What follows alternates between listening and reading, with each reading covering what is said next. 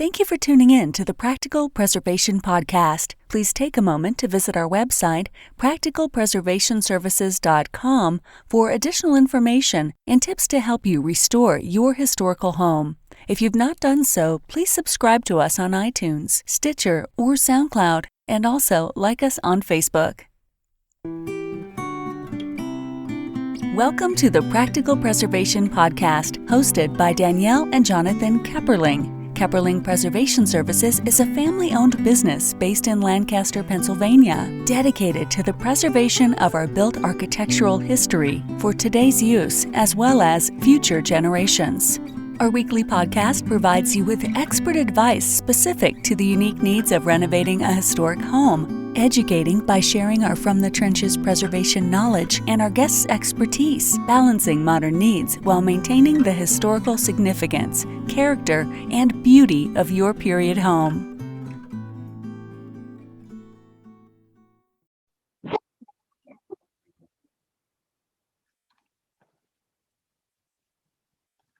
Today on the Practical Preservation Podcast, I have Katia McGuirk, is that correct? Okay, from Moravian Pottery and Tileworks. Thank you for joining me today.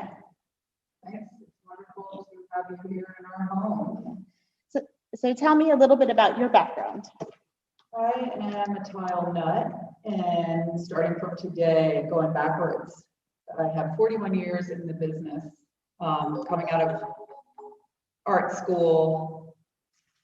I became interested in decorative arts and especially functional decorative arts, architectural ceramics, not only for their fireproof, but their durability as a surface, a building surface.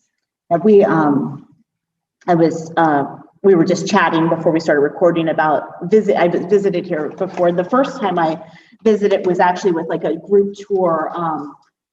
St. James Church in Lancaster has several or a lot of the Moravian tiles on their altar and on their floor, and they were doing a restoration from and they actually had Moravian Tileworks make tile to match what had been there for years, and so that was really cool and interesting. We make a lot of ecclesiastic tiles and tiles for churches. Yeah, these were the tiles on the floor are just like red square, but the ones are the reliefs that you have on all of the walls. Yes. Covering this fireplace we're sitting under on this fireside chat. Yes. The Bible and tile and Mercer's sort of signature brocade style tile patterning. So they're bas relief and they're set into actual ceramic tiles that are the shape of the thing that it is. So if it's a dog tile, it's the shape of a dog and it's stuck into cement. So yeah, he was into cement. So what drew you into preserving this as like an art form or preservation in general? I think the stories that need to be told about Mercer, Noah's time was three Moravian, we have Moravian Pottery and Tileworks. The Historical Society has the Mercer Museum and Fonthill Castle. And in 1898, when Mercer first started making tiles, the first cement building he built was the house, and he built it to be his showroom and for his prints and his tiles. And so being the place where we are trying to be as authentic as possible to the way Mercer made tiles starting in 1898, we are continuing to do that. And the tradition, the name, the reputation, the style, the ethos of the arts and crafts movement, which is the humanness of it.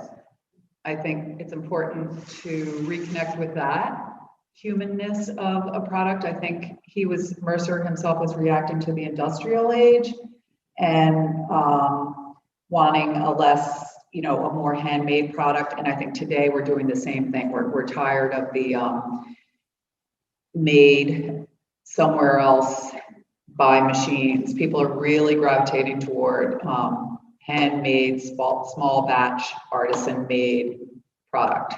I do agree with you, and I think he has an interesting, if anybody has a chance to visit, I recommend that you do. But I think that there's a really interesting, I don't know what word I would use, he was using the cutting edge of concrete at that time, was a very cutting edge product. Experimental, yes. But then with this handmade philosophy of small batch, we're gonna, make these tiles by hand. So I think that he was like living in two worlds, philosophically. Yeah, and just innovative. Yes, yeah.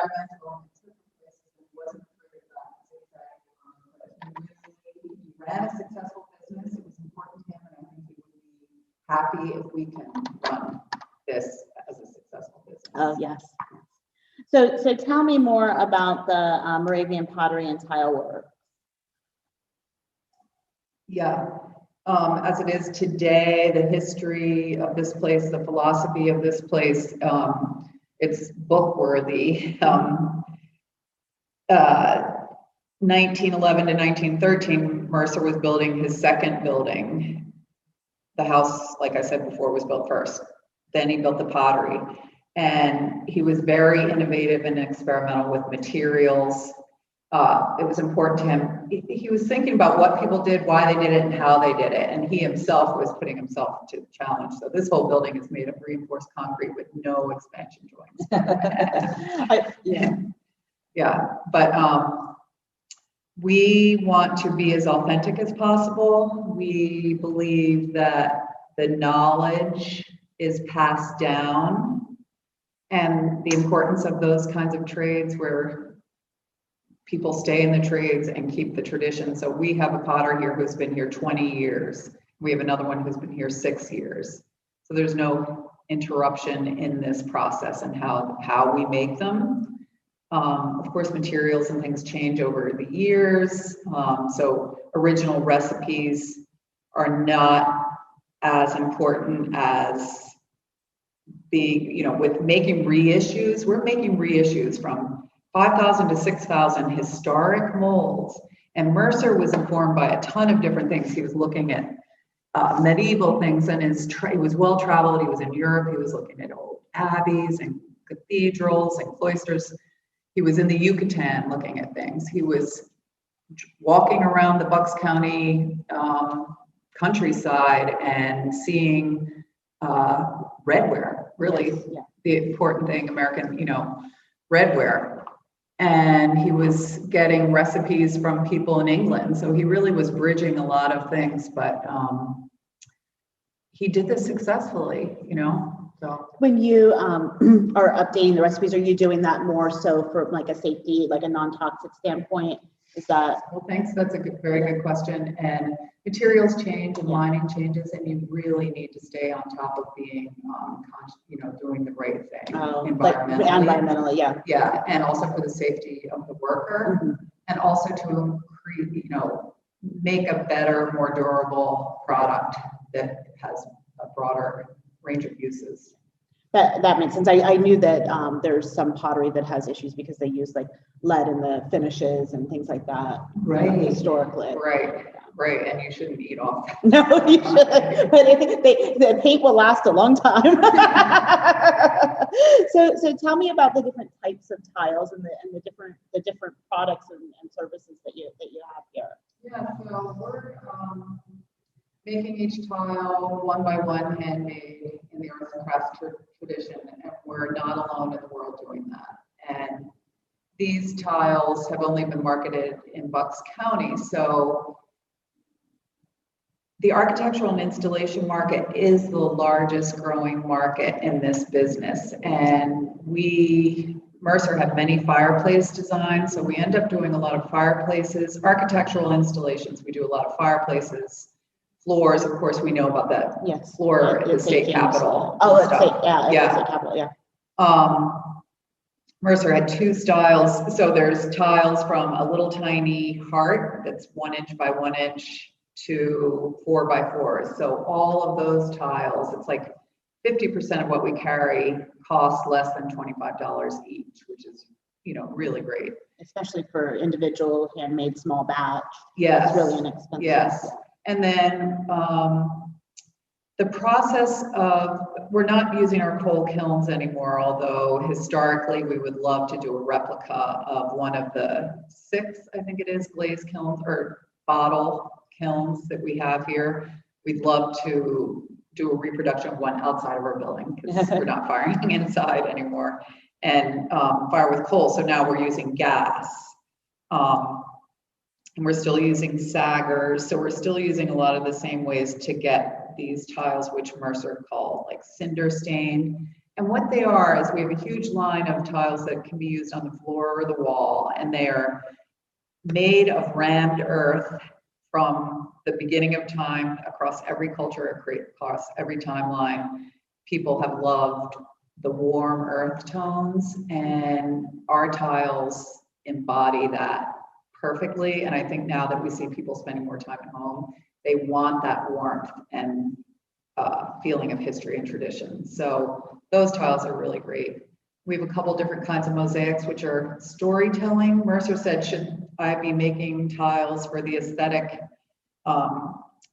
excitement alone? I would have stopped making them a long time ago. It was not just the aesthetic, it was the story. So he was telling stories of the New World, stories, Bible stories, stories of native flora and fauna, stories of what people did, why they did it, and how they did it as he was collecting tools. I know on St. James, and I'm pretty sure I've seen it here too.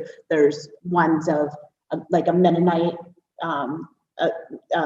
there's like two Mennonite men or something on one of the reliefs on the altar at St. James, and I think that was special for Lancaster. And but then there's a couple, you know, that probably to our modern sensibilities would be a little bit questionable, like the roasting of the white explorer. Yes. Yeah. Oh, they are. Yeah. I read those in high school though. Blue Beard's Fireplace is one of my favorites, and I want to make that with picnic papers. The Arkansas Traveler, yes, there's, you know, this art of not forgetting. Yes, yeah. And I think that those give us glimpses into people's thought processes. It helps us to understand why things were the way they were.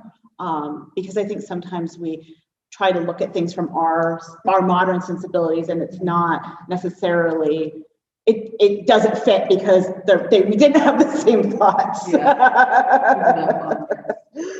Yeah. So tell me about your planned events and your tours. Oh, great.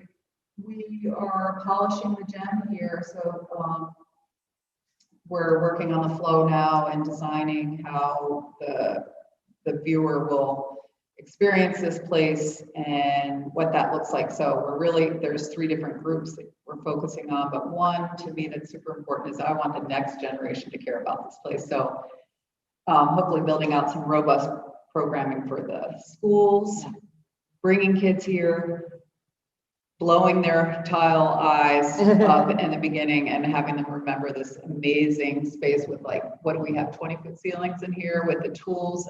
At least they might even be 30 feet. Yeah, with the tools of the nation maker hanging on the walls. And then we want those kids to have an experience to get addicted to the empathy for material, the actual raw clay, up to having some visiting artists and some entrepreneurial programs as well.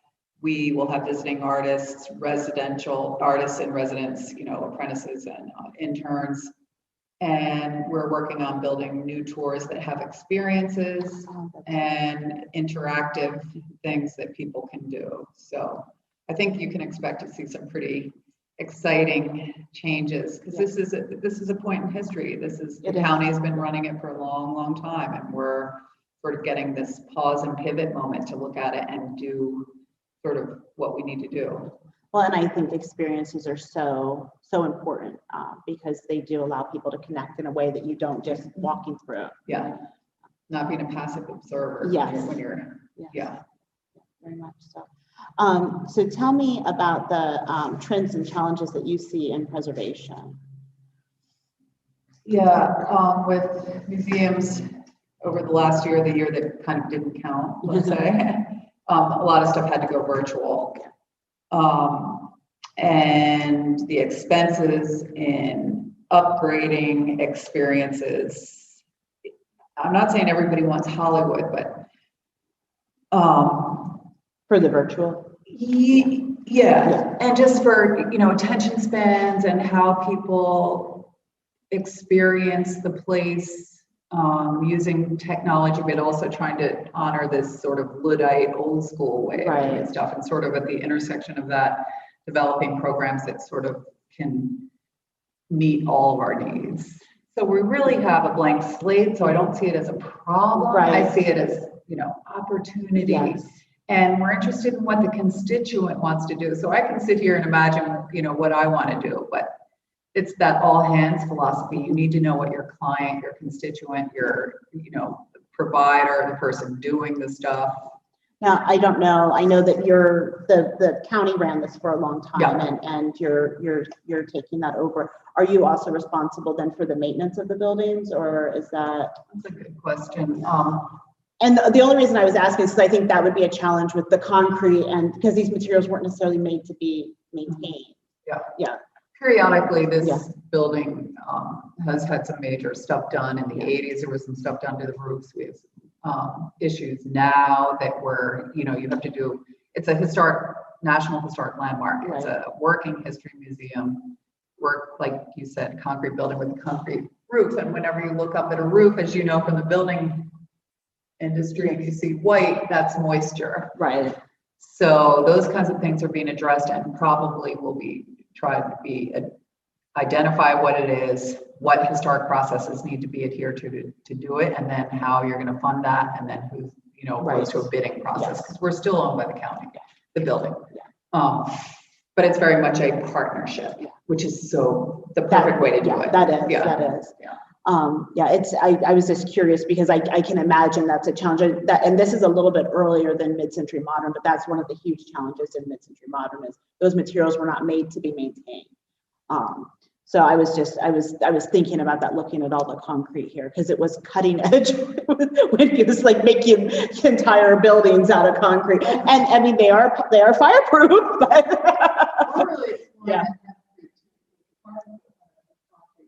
it is hard. It is emitting carbon. Well, and the also just the process to make it, the firing of the lime, the sand. So much sand goes into concrete, so it's very hard on the environment. Look at everything's built. So it's concrete's very exciting, and there's a lot of exploring to do in that area. So that's I just was sitting here thinking about that.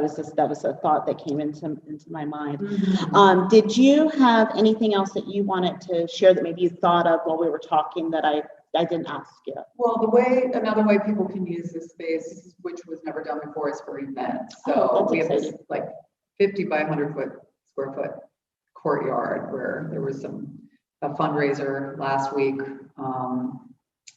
Blankets 6 feet apart, little clusters of people, and it was just so wonderful to see. Went all the way up on the bell tower and got from my ire and saw the beautiful view of all these humans interacting. So that, and this room we're in here is just ready for an intimate.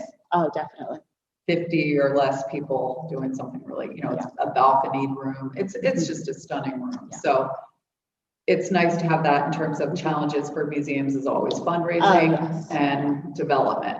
And so if we can use the site that way and it's in keeping with our mission somehow, I think it'll be really helpful. And it brings more people in, people that might not necessarily come in for the tour that will get exposed to it and then maybe would be more excited about it. Yeah. And we want to work with more contractors and architects and homeowners and things like that. So. But I think the way it works is somebody comes in, buys a gift tile, and then every time they have an out of town guest, they bring them by and they buy a gift tile. And then every person that comes here bends my ears for like an hour. So I want to collect all their stories too, because it's still part of what we're doing. Yes. Well, and you mentioned the gift house. And there is a gift shop here with like a variety of individual tiles that you can just walk in and buy. But if somebody wanted to do a backsplash in their kitchen or a fireplace, how would they go about that? Yeah, so you have initial design consultation like anything, and then there's a design fee. We manufacture it if it's historically, what we do. We can do it. We can also do custom designs in quote unquote the Mercer style. So we're constantly asked to do donor recognition, 5Ks, logo tiles, business gift tiles, things like that. And we do those. So I forget the question. Oh, I was just wondering how someone could order like a larger so they quantity. can come in, and then now the new Yeah. thing is we can set it for them too. We're trying to get, we really want to get a certification in making handmade tile and setting handmade tile, because this is so different. The Tile Council of North America makes all the standards, the ANSI standards for tile setting, and a lot of tile setting that you see today, union stuff, is all this large format, 18 by 24 or whatever tiles. Totally different when you're tiles. Well, and these are more irregular. Yeah, they're not. organic. Yeah. And somebody, the wrong setter in the wrong setter's hands, it doesn't come out well. So it's now something that's important to us. That they look good. So we are starting a training program and setting. Oh, that's exciting. Yeah. Yeah, anything in workforce development, I think, is really an important piece right now. We need more skilled workers, right? Yeah, we do. And that was actually, I recorded that podcast last week, but I actually think in the podcast schedule, it's going to air the week after this. But it was, I was speaking with someone from Bucks County Community College, their historic preservation program, and Preservation Maryland has a program. I'm trying to think of what the official name is. I'll probably mess it up. The historic trades workforce. It's not workforce development, but it's something like that, where they're actually and skill building stuff. But they're doing hands-on, they're making a hands-on apprenticeship program, but they're also then developing standards that will be open source that anybody can go on and use, so that you can use those for training employees. So love it. Would like to know more about and even connect with. We're really focusing on relationships with other organizations, especially educational, institutional. Yes. It's important. It sounds like I'm hearing for the first time about the Bucks County Community College, and that my ears perked up. Yes. It's like music.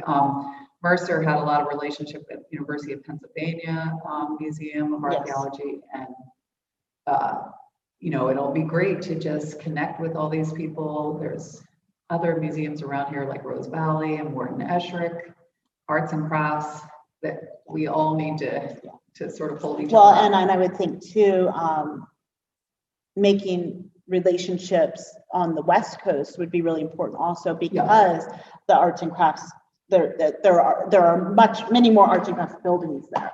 Than not that these houses aren't appropriate for other, but they're perfect for arts and crafts. And one thing we have is just like Mercer had so many different fonts of these original historic molds. And one personal interest of mine is the use of words in installations. And I think we're seeing more an uptick in interest in that. I mean, when you look around these Mercer buildings, you see all these things in German or in Latin or whatever. He spoke 4 languages or 6 languages. Yes, he was an interesting. And clay, that's one of them.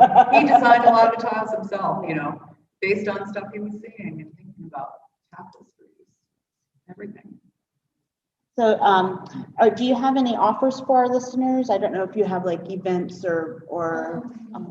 Yeah, I think September 18th, we're planning on a Tile Love Fest. We've had a tile festival here every year for 22 years in a row, and then last year, of course, it was interrupted. And it'll be different this year, but we do believe we're going to be able to have that's great. Physically out in the courtyard. No circus tents, but just sort of a little bit lower key. But we attract tile artists from all around the world: Russia, Alaska, USSR, I should say. Is that what I should say? No, it's Russia now. Russia. It went back. It goes back and forth.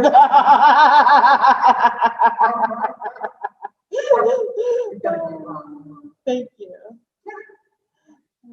And then how can our listeners contact you? Sorry about but the Tileworks of Bucks County, but it's the tileworks.org. We're at 130 East Swamp Road in Doylestown, PA. We are on Instagram for really up-to-date stuff, and that's the Tileworks. And we are on Facebook with the Moravian Pottery and Tileworks. And that's where we have like 5,000 followers, so it'd be wonderful to share your podcast on our Facebook page. We're really excited you came today, and we really want to amplify the story, get it out there. So come see us for tours 6 days a week, Tuesday through Sunday, 10 to 4. Very good. Thank you very much for having me today. I enjoyed our conversation. Thanks for listening to the Practical Preservation Podcast. The resources discussed during this episode are on our website at practicalpreservationservices.com/podcast. If you received value from this episode and know someone else that will get value from it as well, please share it with them. Join us next week for another episode of the Practical Preservation Podcast. For more information on restoring your historic home, visit practicalpreservationservices.com.